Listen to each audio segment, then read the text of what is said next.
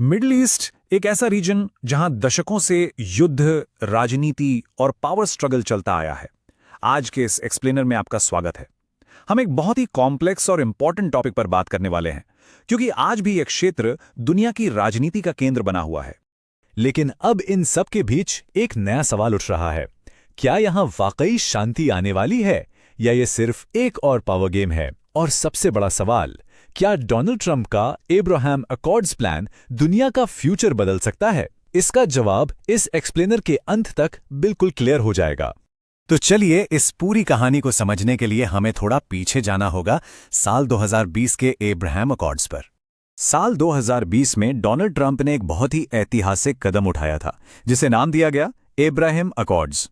अगर आसान भाषा में कहें तो इसका सिंपल मतलब था इजराइल और कई मुस्लिम देशों के बीच डिप्लोमेटिक रिलेशंस को नॉर्मलाइज करना। मतलब सोचिए, जो देश ऐतिहासिक रूप से दुश्मन थे वो अब ऑफिशियली दोस्त बन सकते हैं। सबसे पहले इस अग्रीमेंट को एक्सेप्ट किया यूएई, बहरीन और मोरक्को जैसे देशों ने। और सच कहूं तो इससे मिडिल ईस्ट में एक नई शुरुआत देखने को मिली। एक पल को लगा कि शायद अब चीजें हमेशा के लिए बदल रही हैं। लेकिन कहानी यहीं खत्म नहीं होती। अब आते हैं इस कहानी के एक्सपेंशन और सबसे बड़े ट्विस्ट पर। रिपोर्ट्स के मुताबिक अब ट्रंप इस प्लान को और भी आगे ले जाना चाहते हैं। वो चाहते हैं कि मिडिल ईस्ट के बाकी देश भी इस अग्रीमेंट का हिस्सा बने। और यहीं पर आता है सबसे बड़ा ट्विस्ट। कहा जा रहा है कि जो देश इस पीस डील में शामिल होना चाहते हैं, उनके लिए एब्राहम अकॉर्ड्स को एक्सेप्ट करना मैंडेटरी यानी अनिवार्य हो सकता है। सीधे शब्दों में कहें तो अगर आपको पीस चाहिए तो आपको इजराइल को ऑफिशियली एक्सेप्ट करना ही होगा। तो अब सवाल ये खड़ा होता है, क्या ये सच में शांति लाने की कोई ईमानदार कोशिश है या फिर एक बहुत बड़ी जियोपॉलिटिकल स्ट्रैटेजी? क्योंकि आप देखिए, इस डील के पीछे सिर्फ पीस नहीं बल्कि पावर पॉलिटिक्स भी गहराई से छुपी हुई है। इस पावर गेम को समझने के लिए हमें ऑयल और ग्लोबल इकोनॉमी के एंगल को देखना होगा। हम सब जानते हैं कि मिडिल ईस्ट दुनिया का सबसे इंपॉर्टेंट ऑयल रीजन है, और इसमें भी खासकर स्ट्रेट ऑफ हॉर्मुज की बात करें तो ये एक क्रिटिकल चोक पॉइंट है। ग्लोबल ऑयल सप्लाई का एक बहुत ही बड़ा हिस्सा यहीं से होकर गुजरता है। अगर इस पूरे रीजन में स्टेबिलिटी आती है तो वैश्विक स्तर पर ऑयल प्राइसेस कंट्रोल में रह सकते हैं और हमारी पूरी ग्लोबल इकोनॉमी स्टेबल हो सकती है। दुनिया इस एक ज्योग्राफिक बॉटल नेक पर कितनी भारी रूप से निर्भर है, ये आप समझ ही सकते हैं। यहां दांव पर बहुत कुछ लगा हुआ है। ये सिर्फ शांति का मामला नहीं है, बल्कि दुनिया भर के देशों का आर्थिक भविष्य इस एक रास्ते की स्थिरता पर टिका हुआ है। अब बात करते हैं एक और बड़े फैक्टर की, द एंटी ईरान अलायंस। इन सारे जियोपॉलिटिकल मूव्स के पीछे ईरान एक बहुत बड़ा फैक्टर है।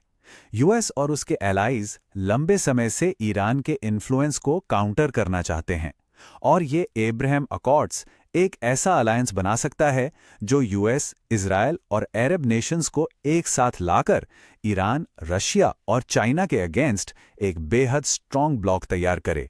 लेकिन इस सब के बीच एक अल्टीमेट जियोपॉलिटिकल डिलेमा या दुविधा भी है।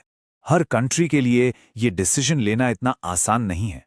जैसे सऊदी अरेबिया को ही ले लीजिए, जो मिडिल ईस्ट की सबसे पावरफुल कंट्रीज में से एक है।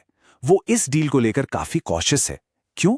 क्योंकि एक बहुत बड़ा अनसुलझा इशू अभी भी सामने खड़ा है, पैलेस्टीन। कई मुस्लिम देशों के लिए इजराइल को ऑफिशियली एक्सेप्ट करना पॉलिटिकली बहुत रिस्की है, क्योंकि पैलेस्टीन इशू अभी भी अनरिजॉल्व्ड है। देशों के सामने एक बहुत बड़ी कश्मकश है। एक तरफ इकोनॉमिक बेनिफिट्स और स्टेबिलिटी है, तो दूसरी तरफ पॉलिटिकल रिस्क्स और फिलिस्तीन का मुद्दा। और यही वजह है कि सऊदी अरेबिया और पाकिस्तान जैसे देश आज भारी प्रेशर में हैं, क्योंकि उन्हें इन दोनों बिल्कुल अलग अलग ताकतों के बीच एक नाजुक बैलेंस बनाना पड़ रहा है।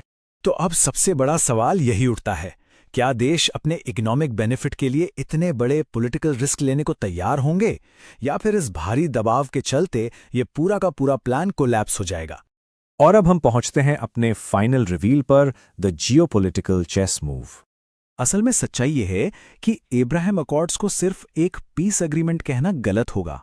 ये एक बहुत बड़ा जियोपॉलिटिकल चेस मूव है, एक बिसात है जहां हर देश बहुत ही सावधानी से अपने अपने फायदे और नुकसान को तौल रहा है। इसके जो भी नतीजे होंगे वो बहुत बड़े होने वाले हैं। अगर ये प्लान सफल होता है तो मिडिल ईस्ट में एक नई स्टेबिलिटी आ सकती है और पूरा ग्लोबल पावर स्ट्रक्चर बदल सकता है। लेकिन जरा सोचिए, अगर ये फेल हुआ तो इस रीजन में टेंशन्स और भी खतरनाक तरीके से बढ़ सकते हैं। तो अब अंत में एक सवाल आपके सोचने के लिए, क्या यह सच में पीस है या सिर्फ पावर पॉलिटिक्स? इस अहम सवाल पर गहराई से विचार कीजिएगा और कमेंट्स में अपनी राय जरूर बताइएगा।